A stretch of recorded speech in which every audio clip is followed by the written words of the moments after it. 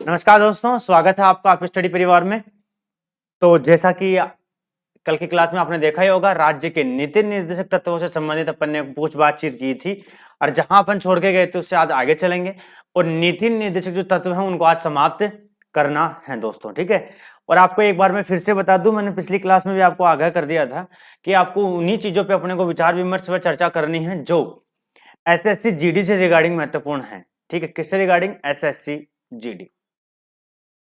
बाकी जो अन्य प्रशासनिक सेवाओं की तैयारी के लिए जब अप स्टडी परिवार आगे बढ़ रहा है और आगे बढ़ते हुए देखेगा कि एसएससी जीडी का कंप्लीट करवाने के बाद आपके बारे में और कुछ भी विचार किया जा रहा है, वो विचार किया जाएगा, लेकिन तब किया जाएगा जब एसएससी जीडी वाला जो ये बैच है वो कंप्लीट होगा दोस्तों, ठीक है।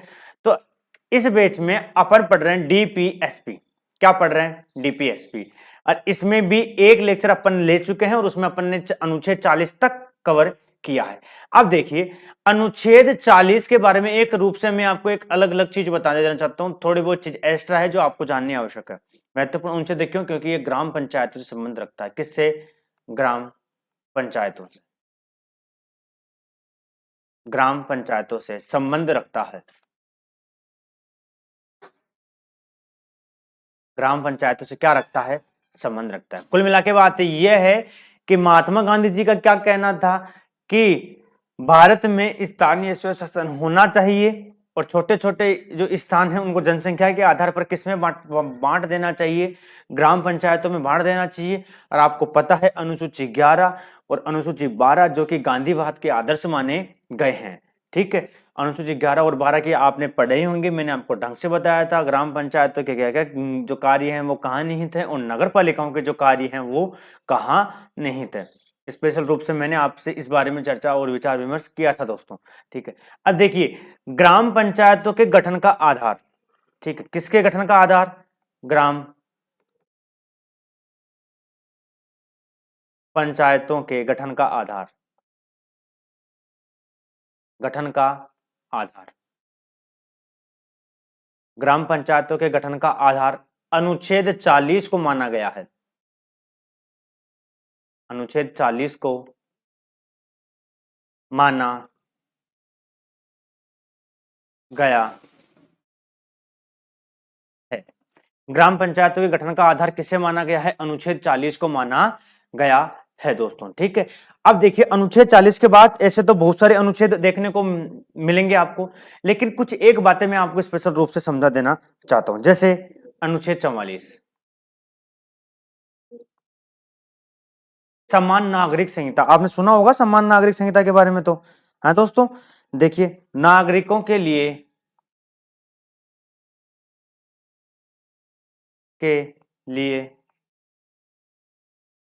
समान, नागरिकों के लिए समान सिविल संहिता, नागरिकों के लिए समान सिविल संहिता, कॉमन प्रोसेसिंग कोड। क्या होता है समान नागरिक सिविल संहिता? आपको बता दूं, ये गोवा में लागू है। कहां लागू है? गोवा में लागू है दोस्तों। और एक विशेष रूप से और पता रखना कि जो समान सिविल संहिता होती है, ये कुल मिला के इसका ये मतलब होता है कि एक कानून सबके लिए। समान नागरिक सिविल संहिता का मतलब क्या होता है? एक कानून सबके लिए है। लेकिन मैंने आपसे पहले भी चर्चा की है और विचार विमर्श किया था आपसे कि जब भी नीति निर्देशक तत्वों की बात आएगी तो किन चीजों को पहले माना जाएगा कि राज्य कभी भी नीति निर्देशक तत्व राज्य को लागू करने होंगे तो राज्य नीति निर्देशक तत्वों को आधार बनाएगा कानून बनाने के लिए, कि कानून के परिप्रेक्ष्य में क्या देखा जाए क्या नहीं देखा जाए। इनको आधार मानेगा कौन? राज्य के नीति निर्देशक तत्व को आधार मानते हुए राज्य क्या बनाएगा? कानून बनाएगा। और आपको पता है कि राज्य के जो डीपीएसपी होते हैं ये तो वो तो होते नहीं है, बाद योग्य तो होते नहीं है कि अगर राज्य आपको ये नहीं प्रोवाइड करवाएगा तो आप इनको न्यायालय में चुनौती दोगे। जी बिल्कुल, चुनौती न्यायालय में नहीं दी जा सकती। इसका मुख्यतः रीजन है, एक बार मैंने आपको अभी भी बताया है कि न्यायालय में चुनौती देने का मतलब क्या हुआ कि डीपीएसपी जो होते हैं, राज्य के नीति निर्देशक तत्व जो होते हैं, इनको आप विशेष रूप से पता रखें, इनको केवल राज्य नीति बनाने के लिए प्रयोग में लेता है। ये राज्य के ऊपर थोपे नहीं गए हैं। जैसे राज्य के ऊपर किसी राज्य ऊपर ये नहीं थोपा जा सकता कि तू किसका निर्माण कर? ग्राम पंचायतों का निर्माण कर? जी नहीं, राज्य की स्थिति और परिस्थिति पे छोड़ दिए गए हैं कि राज्य की जब स्थिति सामान्य होगी, जब राज्य वो काम करने की अवस्था में होगा और राज्य उस काम के प्रति कोई भी नीति, कोई भी कानून बनाएगा, किसको ध्यान रखेगा? राज्य के नीति निर्देशक तत्वों को ध्यान में रखेगा। जैसे वर्तमान में जो ग्राम पंचायतें हैं उनको आधार किसका माना गया है? ये कहा गया है कि जो ग्राम पंचायती स्वशासन व्यवस्था है, जैसे मैंने आपको बताया था ना, अभी बात हुई नहीं है, बताया नहीं मैंने, 73वां और 74वां संविधान संशोधन। ठीक है दोस्तों, 73वां और 74वां संविधान संशोधन की इस 73वें और 74वें संविधान संशोधन के आधार पर जो ग्राम पंचायतों को, नगरीय स्थानीय स्वशासन को जो जो जगह दी गई, वो भी किसका आधार माना गया है? वो भी गांधीवाद को आधार बनाया गया है। और उसमें किस चीज को सबसे पहले वरीयता मिली है? वो मिली है अनुच्छेद 40 को।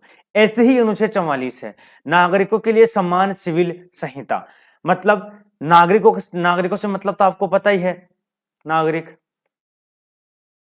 में क्या आता है? केवल भारतीय आएगा। नागरिक में क्या आएगा? केवल भारतीय, केवल भारतीय ही आएगा दोस्तों। ठीक है, अब देखिए, आपको समान सिविल संहिता के बारे में अगर थोड़ा बहुत भी पता है तो आपको थोड़ा रिलेट कर पा रहे होंगे। मैंने भी क्या बोला कि सभी के लिए एक ही कानून होगा। समान सिविल संहिता का मतलब क्या है? जैसे विवाह होता है, हर एक विवाह की परंपराएं कहीं अलग होती हैं, कहीं कुछ रस्में अलग होती हैं, कहीं कुछ ज्यादा होते हैं। ठीक है, जब किसी का निधन होता है तो वहां अलग प्रक्रिया से किया जाता है, किसी को दफनाया जाता है, किसी को, ठीक है, और कुछ विधि से किया जाता है, ये क्रियाएं की जाती हैं। लेकिन जब समान सिविल संहिता लागू होती है तो सबके लिए कानून एक होता है, मतलब विवाह के कानून सबके लिए एक होंगे। ठीक है, लास्ट में जब किसी व्यक्ति का निधन हो जाए तो उसको किस तरीके से विदा किया जाएगा, उसके कानून सारे एक होंगे। आई मेरी बात समझ में? ऐसे नहीं है कि इसमें लिखा जाएगा कि फला वर्ग ये कानून प्रयोग में लेगा या फला वर्ग ये कानून प्रयोग में लेगा। जी ऐसा नहीं होता। समान सिविल संहिता में कानूनों की जो प्रोसीडिंग होती है वो समान होती है दोस्तों। अब एक आपको मैं बता दूं, अनुच्छेद 48B, जो आर्टिकल्स मुख्य हैं अपन उन्हीं की बात करेंगे। ये 42वें संविधान संशोधन के द्वारा जोड़ा गया। 42वें संविधान संशोधन के द्वारा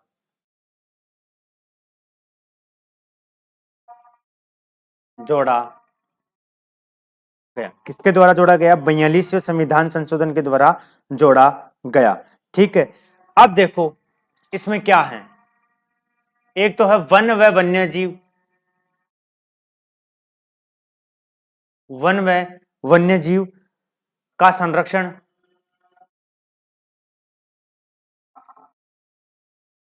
वन व वन्य जीवों का संरक्षण।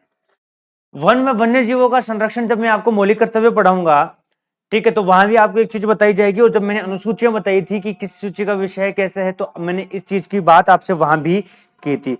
और इसके साथ वन व वन्य जीव संरक्षण के साथ इसमें क्या भी बताया गया है कि पर्यावरण का संरक्षण।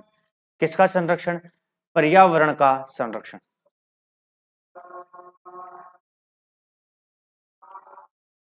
का संरक्षण एवं संवर्धन, एवं संवर्धन। वन में वन्य जीवों का संरक्षण से क्या मतलब है? आप वनों के बारे में जानते हो। देखिए, वन में वन्य जीव का संरक्षण मतलब कुल मिला के बात है कि राज्य अगर कोई भी कानून या विधि बनाएगा तो इसमें 48B नामक आर्टिकल को आधार मानना पड़ेगा, क्योंकि राज्य के ऊपर कभी भी नीति निर्देशक तत्व थोपे नहीं गए हैं। क्या कहा गया है कि जो इनमें लिखा हुआ है ये एक आदर्श राज्य बनाने के लिए आवश्यक होते हैं। क्या बनाने के लिए आवश्यक होते हैं? एक आदर्श राज्य के निर्माण में जो आवश्यक होते हैं वही क्या कहलाते हैं? राज्य के नीति निर्देशक तत्व कहलाते हैं दोस्तों। ठीक है, अब देखिए,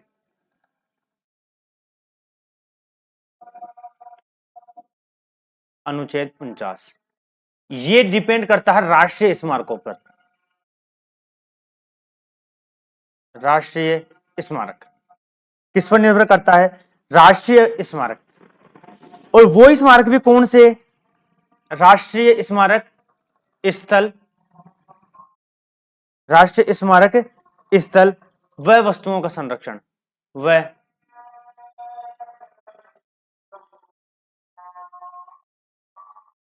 वस्तुओं का संरक्षण। राष्ट्रीय स्मारक स्थल व वस्तुओं का संरक्षण, जो भी कौन से राष्ट्रीय महत्व के होने चाहिए, किस महत्व के होने चाहिए ये सब चीज, राष्ट्रीय महत्व के, राष्ट्रीय महत्व के, किस महत्व के, राष्ट्रीय महत्व के होने चाहिए। आई मेरी बात समझ में, किस महत्व के होने चाहिए, ये सब चीजें राष्ट्रीय महत्व के होने चाहिए दोस्तों। अब आगे देखिए, मैं क्यों बोल रहा हूं राष्ट्रीय महत्व के, मैंने पहले बोला राष्ट्रीय स्मारक स्थल व वस्तुओं का संरक्षण। जब मैं आपको मौलिक कर्तव्य बताऊंगा ना, अगली बात अपन करेंगे इसी संबंध में, क्या मौलिक कर्तव्य। जब आपको मौलिक कर्तव्य बताए जाएंगे तब इस बात पे चर्चा की जाएगी कि मौलिक कर्तव्य में भी आपको पता लगेगा कि प्रत्येक नागरिक का यह कर्तव्य होगा भी राष्ट्रीय स्थल व स्मारकों की क्या कर रक्षा करे, वह उनके संवर्धन में सहायता करेगा। अब जिसका मतलब ये थोड़ी ना है कि जैसे अनुच्छेद 49 ये कहता है कि राष्ट्रीय स्मारक स्थल व वस्तुओं का संरक्षण करेगा राज्य। जी बिल्कुल ये बात तो है, लेकिन इसका मतलब ये नहीं कि राज्य नहीं करता है इनका संरक्षण तो राज्य इन चीजों का उल्लंघन करेगा। देखिए कभी भी किसी चीज का अगर आपके लिए प्रावधान किया गया है तो एक तो किसी पे थोपा नहीं जाता। थोपने का मतलब तो क्या होता है कि ये चीज आपको करनी है, अगर ये चीज आपने नहीं की तो आप क्या हैं, गुनहगार हैं। ठीक है, जैसे मौलिक अधिकार, फंडामेंटल राइट्स, मौलिक अधिकारों में क्या होता है कि अगर आपने किसी भी नागरिक या व्यक्ति को मौलिक अधिकार नहीं दिए तो न्यायालय उसका क्या करेगा, संरक्षण करेगा। आपको न्यायालय को जवाब देना पड़ेगा, और न्यायालय को जवाब देना पड़ेगा तो आपको बताना पड़ेगा कि आपने ऐसा क्यों किया, कि आपने किसी भी व्यक्ति व किसी भी नागरिक के मौलिक अधिकारों को हनन किया तो आपने उसका क्या आधार माना व इसका क्या आधार था, आपको ये रीजन बताना पड़ता है। आगे मेरी बात समझ में। अब आगे देखिए, देखिए अब मैं क्या कहना चाहता हूं कि जो मौलिक कर्तव्य हैं और जो डीपीएसपीज हैं, सुनिएगा, इन दोनों में मेजर डिफरेंट अपने को पता होना चाहिए, यही अनुच्छेद 49 के तहत। क्योंकि आपने देखो अभी क्या देखा, वस्तुओं का संरक्षण भी देखा, आप मौलिक कर्तव्यों में भी ऐसी कुछ बातें सुनेंगे, आप राष्ट्रीय स्मारकों की बात भी मौलिक कर्तव्य में सुनेंगे। ठीक है, तो आपको यही पता होना चाहिए जो डीपीएसपी होते हैं ना, ठीक है, ये आदर्श राज्य के लिए होते हैं। किस राज्य के लिए, आदर्श राज्य के लिए होते हैं, ये होते हैं आदर्श राज्य के लिए। और मौलिक कर्तव्य जो होते हैं वो होते हैं आदर्श नागरिक के लिए।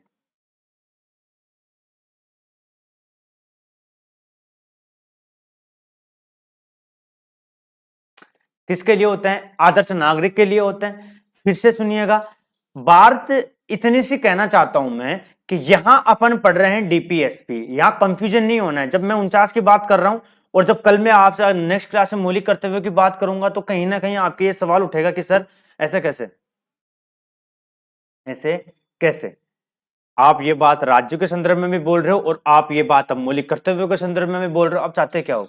ये कुल मिला के बात ये है, इधर अपन कर रहे हैं डीपीएसपी, इधर इधर कर रहे हैं क्या, मौलिक कर्तव्य। थोड़ा सा गौर फरमाइएगा, सिर्फ एक ही मतलब बताना चाहूंगा, जितना अपने काम की बात है सिर्फ उतनी बात करेंगे अपन।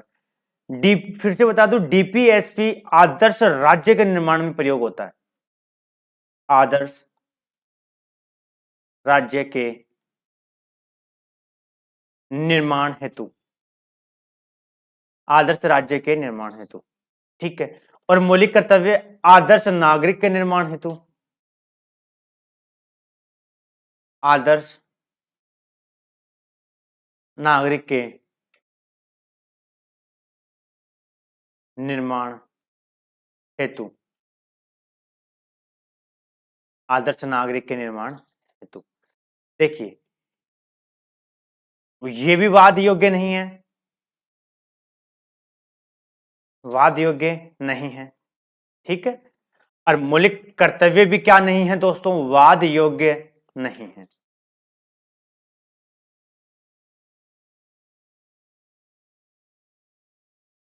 ये भी क्या नहीं है दोस्तों, वाद योग्य नहीं है। अब आपको एक चीज बताओ, दोनों में मेजर डिफरेंट क्या है, एक स्पेशल किसके लिए है, राज्यों के लिए है, एक स्पेशल किसके लिए है? राज्यों के लिए। एक स्पेशल किसके लिए है? नागरिकों के लिए है दोस्तों। तो ज्यादा कोई डिफरेंट नहीं होता, दोनों में प्रावधान अच्छे हैं। संवैधानिक प्रावधानों की बात की गई है, और जो संवैधानिक प्रावधानों की दोनों में बात की गई है उनमें दोनों में ही क्या कहा गया है कि ना तो डीपीएसपी वाद योग्य होंगे, ठीक है, और कहीं ना कहीं ये भी है कि राज्य के जो नीति निर्देशक तत्व होंगे वो राज्य कानून निर्माण के समय प्रयोग में करेगा दोस्तों, ठीक है। अब जब मैं आगे मौलिक कर्तव्य की थोड़ी सी बात यही करना चाहूंगा, जब मौलिक कर्तव्य मैं आपको पढ़ाऊंगा तो मैं ये बात बिल्कुल भी नहीं बताऊंगा कि राज्य के नीति निर्देशक तत्व और मौलिक कर्तव्य के मध्य क्या क्या मेजर डिफरेंस है।